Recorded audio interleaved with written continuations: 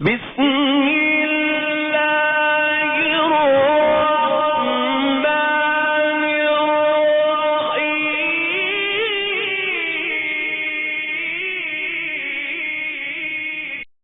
الرحیم الحمد للہ رب العالمین وصلی اللہ علی نبینا محمد وعلی آلہ وصحبہ اجمعین اما بعد عن ابی ہریرہ رضی اللہ عنہ ان رسول اللہ صلی اللہ علیہ وسلم قال لا تجعلوا بيوتكم مقابر ان الشیطان ينفر من البيت الذي تقرأ فيه سورة البقرہ رواه مسلم۔ حضرت ابو ہریرہ رضی اللہ عنہ رپورٹ کرتے ہیں کہ نبی کریم صلی اللہ علیہ وسلم نے ارشاد فرمایا، اپنے گھروں کو قبرستان مت بناؤ۔ لا تجعلوا بیوتکم مقابر، اپنے گھروں کو قبرستان نہ بناؤ۔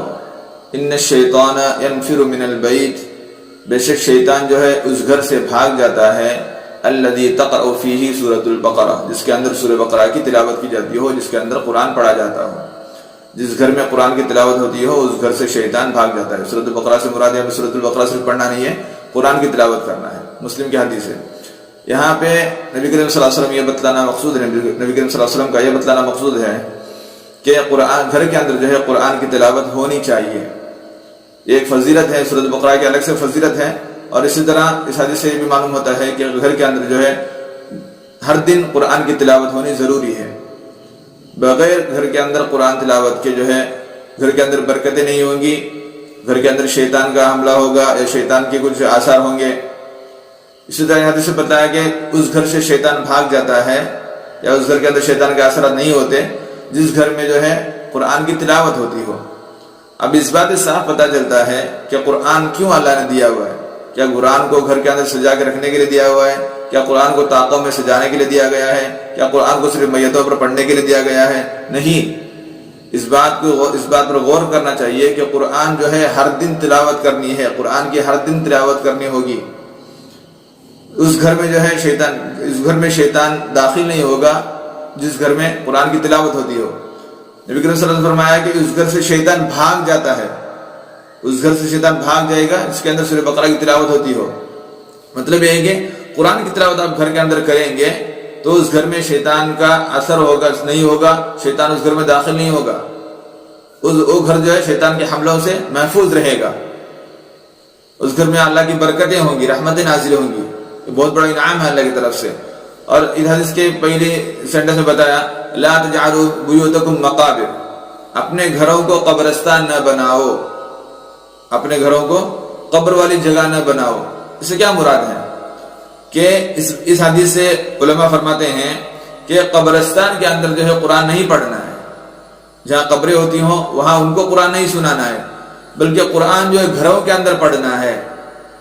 ہم کیا کرتے ہیں، کوئی مر گیا ہو تو اس کے قبروں پر جا کر قرآن کی تلاوت کرتے ہیں، اس کے قبر کے پاس جا کر قرآن لے کر قرآن پڑھنے لگ جاتے ہیں۔ اللہ نے ایسا نہیں فرمایا، نبی صلی اللہ علیہ وسلم نے فرمایا اپنے گھروں کو قبرستان نہ بناؤ، قبروں والی جگہ نہ بناؤ، مقابر نہ بناؤ۔ کیوں؟ کیونکہ وہاں پر قرآن نہیں پڑھا جاتا۔ قرآن کو کہاں پڑھنا ہے؟ قرآن کو جو ہے اپنے گھروں کے اندر تلاوت کرنا ہے یا مسجدوں میں تلاوت کرنا ہے۔ قرآن کی پڑھنے کی جگہ یا تو اپنے گھروں میں تلاوت کیجیے یا مسجدوں میں تلاوت کیجیے، یا کوئی باہر آپ گھوم رہے ہو، کوئی بیٹھے ہو وہاں پہ تلاوت کیجیے۔ یہاں پہ نبی صلی اللہ علیہ وسلم حدیث سے یہ بتلانا ہے کہ قرآن کو گھر کے اندر تلاوت کرنا ہے، جس سے گھر کے اندر برکتیں نازل ہوں گی، اللہ کی رحمتیں نازل ہوں گی۔ اور دوسری بات یہاں پہ یہ بات بتلائی گئی کہ گھروں کے اندر جو ہے زیادہ سے زیادہ عبادت کرنے کی کوشش کیجیے، یا تو نفل کوئی نمازی ہو، جیسے فجر سے پہلے کی سنت ہے تو اس کو گھر کے اندر رکعت پڑھ کے جانے کی عادت کیجیے۔ اگر فجر کے پہلے کی سنت ہے تو مسجد میں پڑھنے کی بجائے گھر کی جو فجر سے پہلے کی 2 رکعت سنت ہے اس کو گھر میں ہی پڑھ کر جانے کی عادت ڈالیے، کیونکہ نبی کریم صلی اللہ علیہ وسلم کا معمول تھا کہ نبی کریم صلی اللہ علیہ وسلم فجر سے پہلے کی سنت جو ہے اپنے گھر کے اندر، اپنے کمرے کے اندر، غرفے کے اندر پڑھ کے مسجد میں چلے جاتے تھے۔ یہ نبی کی سنت ہے، تو اس کی بڑی فضیلتیں ہیں۔ انشاءاللہ آگے کلاسز میں انشاءاللہ اس پر تفصیل سے بات ہوگی۔ تو نفل نمازیں جتنی بھی ہیں یا جتنی سنت نمازیں ہیں اس کو گھر کے اندر پڑھنے کی عادت ڈالیں۔ اس سے کیا ہوگی، گھر میں جو ہے عبادت کا ماحول رہے گا، گھر میں برکتیں ہوں گی، گھر میں رحمتیں نازل ہوں گی۔ ورنہ گھر کے اندر عبادت نہ ہوگی تو گھر جو ہے ویران ہو جائے گا، جس طرح قبرستان ویران ہوتا ہے اس طرح گھر بھی ویران ہو جائے گا۔ تو اس بات کا خاص دھیان رکھیں کہ قرآن کی تلاوت اگر کرنی ہو تو گھروں کے اندر قرآن کی تلاوت کیجیے، اور دوسری بات جو سنت نمازیں ہیں، جو نفل نمازیں ہیں، اس کو گھر میں پڑھنے کی عادت ڈالیں، چاہے عشاء کی بعد کی سنتیں ہوں، فجر سے پہلے کی سنت ہو، اس کو کیا کریں، گھر کے اندر پڑھنے کی عادت ڈالیں، اور گھر کی عورتوں کو اس بات پر آمادہ کریں کہ گھر کے اندر ہر روز جو ہے کم سے کم ایک سورت یا کم سے کم ایک پارہ جو ہے قرآن کی تلاوت گھر کے اندر نہیں ہو۔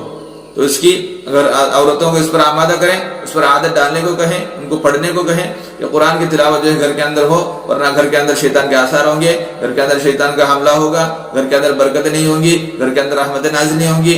جب قرآن کی تلاوت گھر میں ہوتی ہو تو اس گھر سے جو ہے نبی کریم صلی اللہ علیہ وسلم فرمایا اس گھر سے شیطان جو ہے بھاگ جاتا ہے۔ تو یہ بہت بڑا اللہ کا انعام ہے ہمارے لیے، اللہ کی طرف سے بہت بڑا انعام ہے، بہت بڑی فضیلت ہے قرآن کی تلاوت کی۔ تو آپ سے درخواست ہے کہ گھر کے اندر قرآن کی تلاوت ہمیشہ کرنے کی عادت ڈالیں۔ اللہ تعالی ہم سب کو اس پر عمل کرنے کی توفیق نصیب فرمائے، آمین۔ السلام علیکم ورحمۃ اللہ وبرکاتہ۔